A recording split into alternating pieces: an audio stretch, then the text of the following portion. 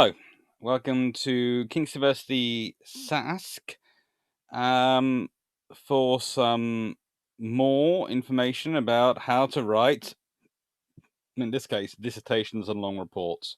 So basically, this is writing expanded, and I'm Dr. Alex Clark. I hope this is all being heard well, and hope this is all working well. But let's start off with who are SASC, as always. So who are SASC and what do we do? Well,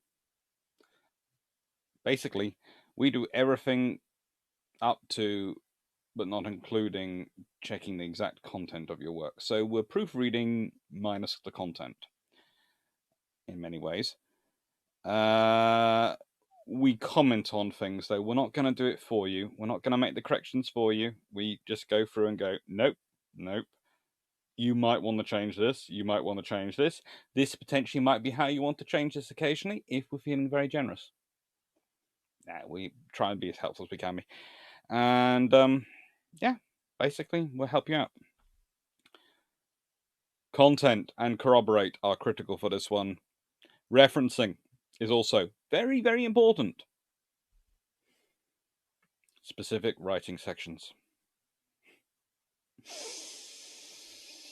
Yeah, basically this is writing advanced for when you're doing dissertations or in year 2 and above. But, you know, earlier students should probably read this as well. Well, listen to it. Yeah, listen.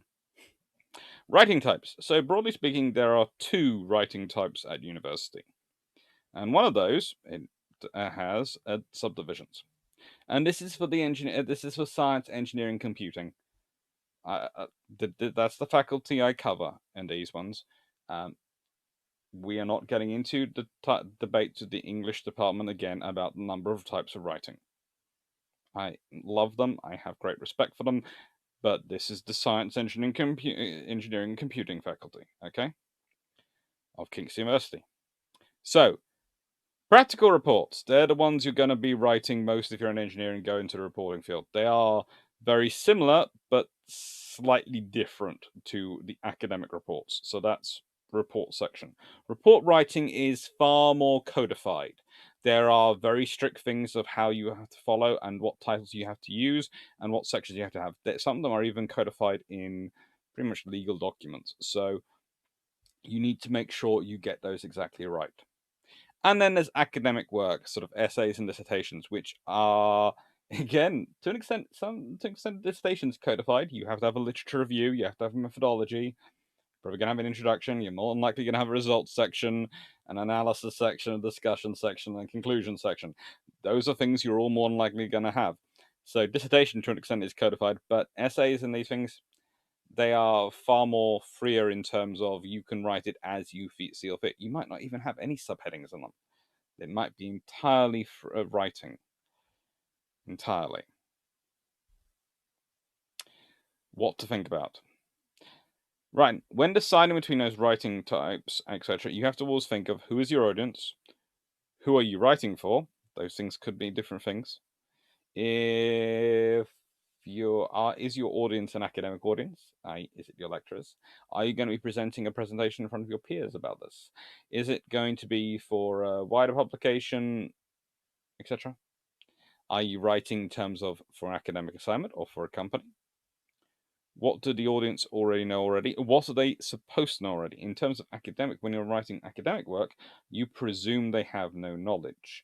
When you're writing documents for clients, you also presume they have no knowledge. The reason is because legally, if you're fulfilling a criteria, if you're fulfilling a legal criteria part of a report, you have to presume, even though the other person might have the same qualifications as you, from a legal point of view, you have to presume they have no knowledge on this specific subject. So you have to provide everything from the basic level to the highest level to explain your way through. Should be what are the criteria. But when I made that change. So stages of research. First, we frame the research.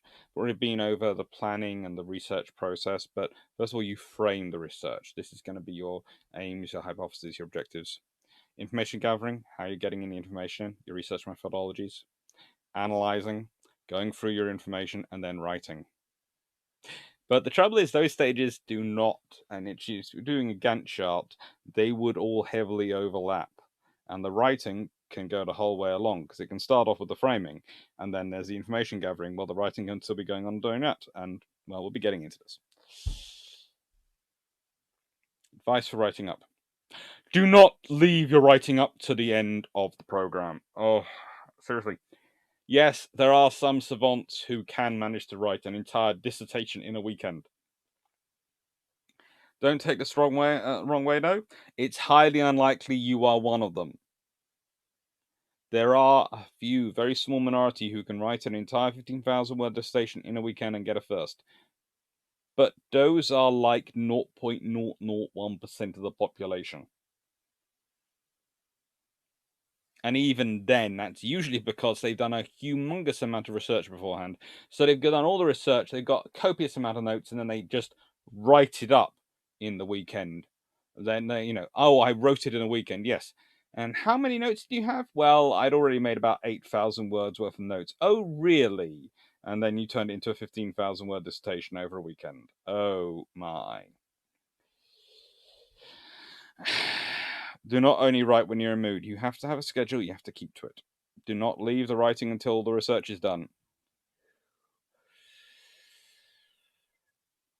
Allow time for it to go to SASC. Proposal structure. So when you're writing a proposal, your lecturer will need introduction and definitions, aims and deliverables, which is another phrase for objectives, but how you're going to do it, and literature review. Those are the three core things we're looking for in a proposal structure. Interim structure. If you're asked for an interim report, which some departments do ask for, some don't, so don't worry. If you haven't been asked for it, don't propose it, okay? If you don't have to do it, don't ask for it. But sometimes that means they ask for part of these in the proposal. So check. They shouldn't ask for discussions and conclusions. And final report structure is usually final dissertation structure, broadly speaking, as well, will have the same sort of rough following.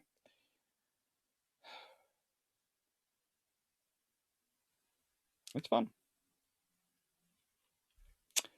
So, what's the main purpose of this particular presentation? Well, it's literature reviews. Because we've talked about the advanced writing and these sort of things. Well, literature reviews are what come up more often than not.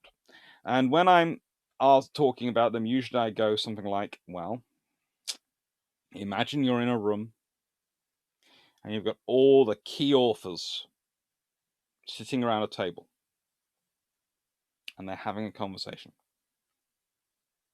And imagine your literature review is that conversation, and it's you putting in things like the individual criteria of that author, their biases, their influences, how they've got and conducted their research, these things, and how this compares to someone else, and why they perhaps have different perspectives. Trouble is, I've tried teaching it purely that way for about a year with the students.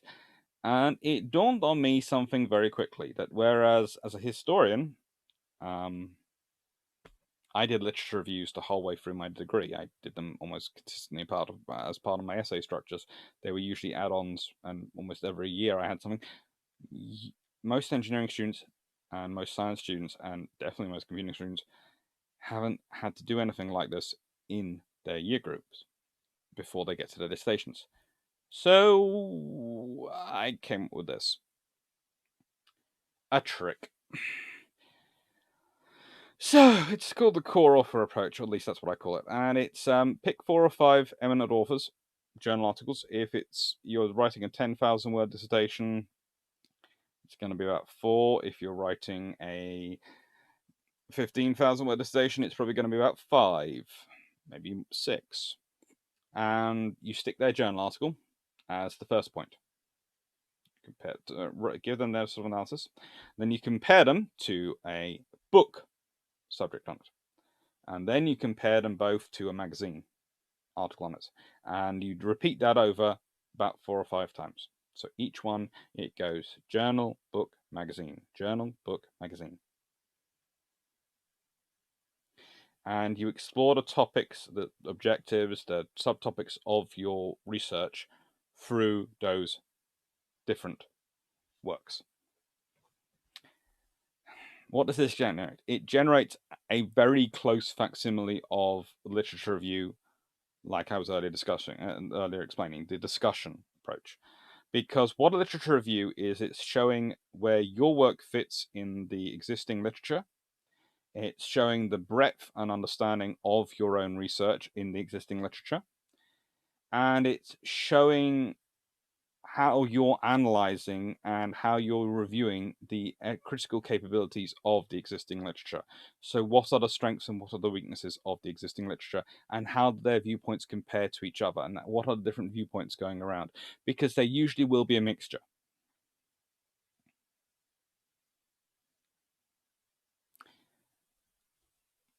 The reason you use the journal articles as the anchors is because they are peer-reviewed. So this should mean they're of a very good high academic standard, and which should mean they're the safest for you to base your work in. They'll also probably be the most boring. I'm sorry, but they've been peer-reviewed. And that usually means that all the what-ifs, maybes get edited out. Then there are books which will be sort of slightly less peer-reviewed, but will have been edited and will have been checked and will be usually written by publishers will usually have done some checks around the authors and made sure they know what they're talking about and made sure what they're writing is quality. So it will have been checked by someone. It should be good most of the time. Check the publisher. And then the magazines, online, web articles. They will often be the most recent because, let's be honest, journal articles to get through. Give my own example. I have got a journal article which has been going through the review process for about 3.5 years. Going to review, coming back, being edited, going back again. Admittedly, in the nicest way, it had problems because the journal it was originally with decided to have an editorial dispute and was about editors for about 8 months, which reset everything. So, hey ho. But that means journals can take a long time to get through. So therefore, whilst it's very rare they can be classified as being out of date when published, they might be not as up to date as the magazine articles. Books actually can sometimes be quicker to publish than journals. Sometimes take longer, sometimes quicker. So that's an interesting thing. But the trouble is with the magazine articles is you don't know if that data's been published, been checked. It might be just someone claiming it is, or not necessarily claiming, but it might be someone sprucing up their own research, or it might be someone over reading into it in their own excitement. You have to remember that the researchers are humans too. They get excited by their own work. So some of the claims they make can, on later reflection, might not be as strong as they're saying in their own, in a sort of research article. There's also the joy that some of these might be written by journalists who might not have a grounding in that topic and might be therefore taking what the academic or researchers are saying, or the engineers or whoever's giving the information, and putting it in their own words, and as they put in their own words, jazzing it up. All these things can happen with magazine and online articles. This is not to say they're necessarily bad, or they're all bad, or all of those things. It's just saying that, as a rule, journal articles are the most reliable. Magazine articles are reliable, but possibly far less reliable than journals, as a rule of thumb, not as a cast iron guarantee. And I just said cast iron rather than cast titanium. Well. So, a quick tick list. What lecturers to look for when marking your report, dissertation, whatever. Correct formatting, layout, and logical progression. Good, unplagiarized review of existing literature. Accurate and appropriate data collection. Clear presentation of the data. Clear critical analysis and evaluation. And strong conclusion which covers key points. Right.